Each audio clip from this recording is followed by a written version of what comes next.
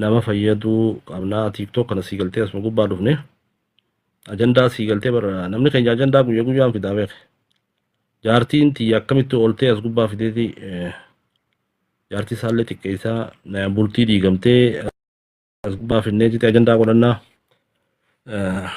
ummata keenya waliin dha'uu irratti as dhufnee ajandaa godhannaa haalli sii galtee nuti godhaa jirru hedduu takka namatti hin tolu.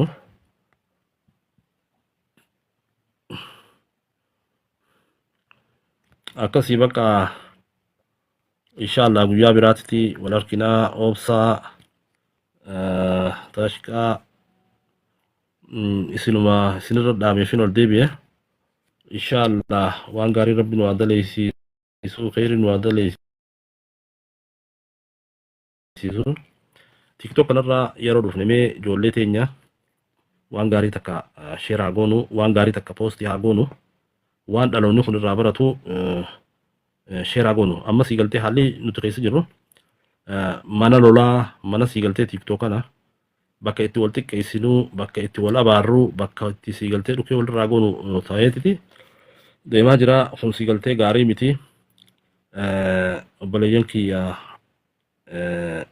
yoo waan biraa dhabde sii galtee namni kee ayyoon tee biyyata jirtu ollaan kee kabiyya jiru warri biyyateetii rakkoo keessa jiranii rakkoo isaanii akkamittiin furaa irratti haa xiyyeeffannu mee ummanni Oromoo kun waan gaarii dalaguu jiranii TikTok kanarraa namni keenya waan gaarii jiraa kajoo akkasitti waan gaarii haa goonu sa'a takkaa oli haasofillee inshallah guyyaa biraa walit deebinaa akkasii inshallah Abdurrahmaanii fi Obsaatutu irra murameefin ol deebi'e akkasii Abdurrahmaan Obsaa warri nu dhageeffachaa turtan galatoomaa fayyaadaa rabbi kheyri nu haa daleessisu inshallah waan jenne sagantaatti baafnee sagantaa guyyaa baafannee gidi akkasitti waan nama fayyadaa goona dhugaa dubbachuuf mee ummatuma keenya kanaawu nurraa haa hubatanii mee nutilleen sii galtee beeknee osoo hin taane okay Abdurrahmaan kiyya galatoome mee woomoo hubachiisuutu gaariidha nama keenya kana mee nama sii galtee TikTok kanarraa wal fixu hani dadan beene yaruma takka Oromoon dada beektu nagar taas gubbaa dhufteetuma wal miitu wal cabsitu wal xiqqeessitu kana akkasitti obboleeyyan kiyya yoo waan biraa dhabne yoo waan biraa dhabdan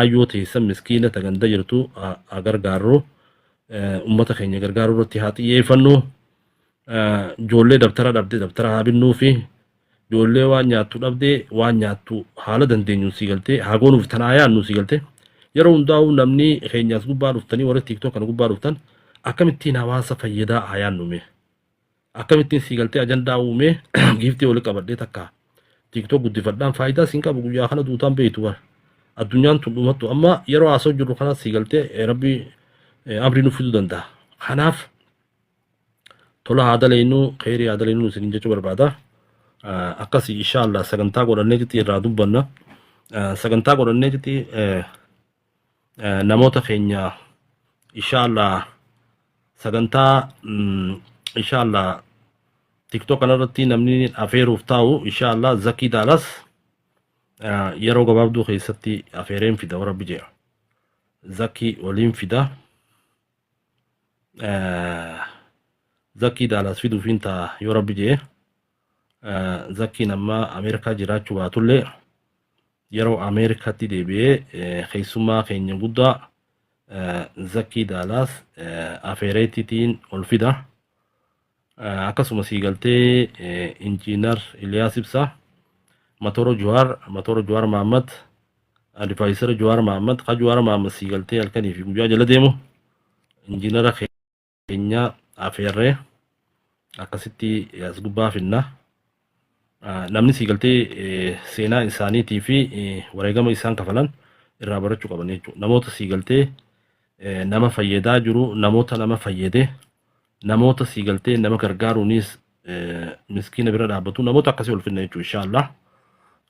Kanaaf sagantaan jalqaba irratti an afeerraa goonee fi finnoo inshaallah Zakii Daalaas number 1 Zakii ni finna as gubbaa inshaallah.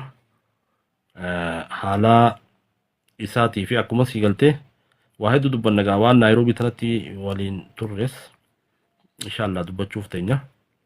Akkan obboleeyyan ijoollee teenya yeroo hundaa'u warra nama fayyadu rabbi nu haa godhu. Warra hamtuu as gubbaa fidee ummata walirratti hin kakaafne. Warra sii galtee balaa fidee as keessatti ummata gargar qoodu rabbi nu godhini. Irra guddaan amma sii galtee dhalaan teenya qoodaminsa fiddii, gosummaa fiddii, akka namni itti wal nyaatu fiddii. Kana sii galtee kana jalaa baanu nama fayyadu ta'uu qabna. Nama fayyadu ta'uudhaaf dura sii galtee ifumaafuu fayyadamaa matuma ofirraa hubar namni fayyadamaa ta'uu qabaa beeka. Irra guddaan namaa matuma keetirraa obboleessa fayyadamaa taate mataa keetirraa fayyadamaa taate obboleetti. Mataa keetirraa fayyadamaa taate meef gaafadhu. Ani fayyadeetiin jira jettee takkaa if gaafattee beektaa. Egaa ati if gaafatte nama fayyadeetiin jiraatii of gaafadhu. Namni sii galtee mataa isaarraa fayyadamee itti aansee nama fayyada jechuudha. Namni mataa isaatiifuu matuma isaati mataa isaarraa hin fayyadamin nama fayyaduu hin danda'u akka namaatti illee ilaalamuu hin danda'u jechuudha. Dhugaa dubbachuudha. Kanaaf dura waan gaarii yaadu mataa keetii waan gaarii yaadu ani nama fayyadu ta'uun qabaa jettee akkasitti sii galtee sammuu teessitti himtee imala gara fuuldura keetii ani waan gaarii takka dubbadhee waan gaarii poosti godhee waan gaarii sheer godhee waan gaarii sii galtee laayik godhee waan gaarii jiru sii galtee giifti kanneefi nama fayyadu ta'uun qaba jennee ofirratti murteessuun barbaachisaadha. Kanaaf ammoo wanni asirra guute nama sii galtee of hin fayyanne. Namni of hin fayyanne nama fayyaduu hin danda'u.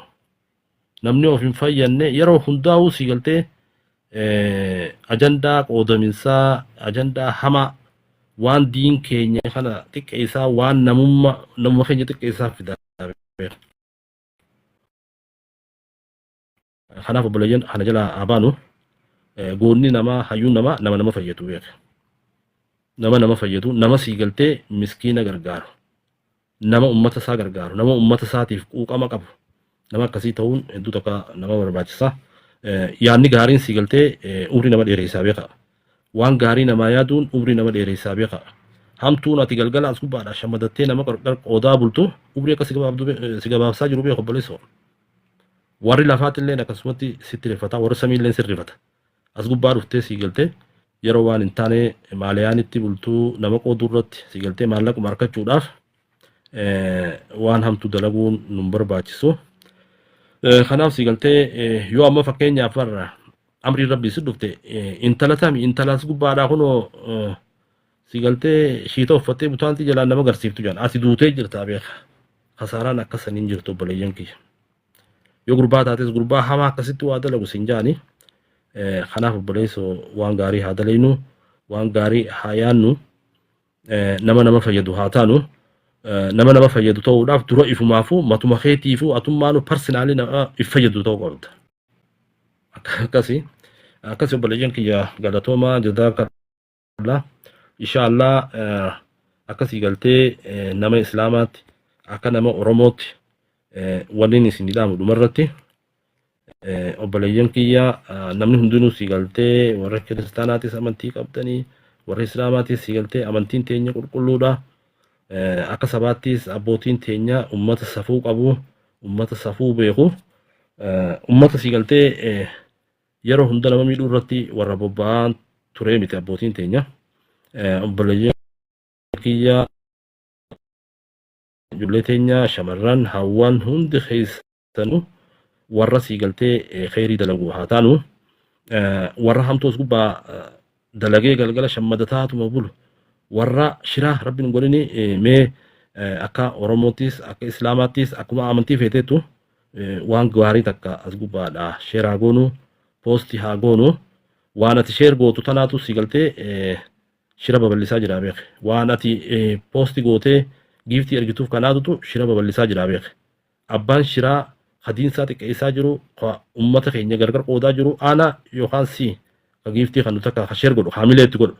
Kanaaf kan akkan taane waan gaarii haa dalagnu mee si galtee diin keenya kanallee haa barannu namni diin beeku yeroo hundaa'u si galtees gubbaadha namaas hin qoodu waan hin taanellee dubbatu akkasi gaabbalayyan inshaallah reefu sa'a takkaa fi wayii dubbanne amma gaa dadhabnee jirra inshaallah akkasi kheyrii si galtee kheyrii raabsa dhugaa dubbachuudhaaf hamtuu hin raabsina hamtuu poostii sin godhina giiftii sin kannina keessattuu si galtee dhalaan teenya biyya arabaa keessa teessanii gubattanii distii namaa jala gubattanii arabni isin tumee isin xiqqeesse isin irra tufee jiti si galtee maallaqa sana akkasii fiddanii jiti nama arrabsuuf si galtee leencoo ol darbitan nama arrabsuuf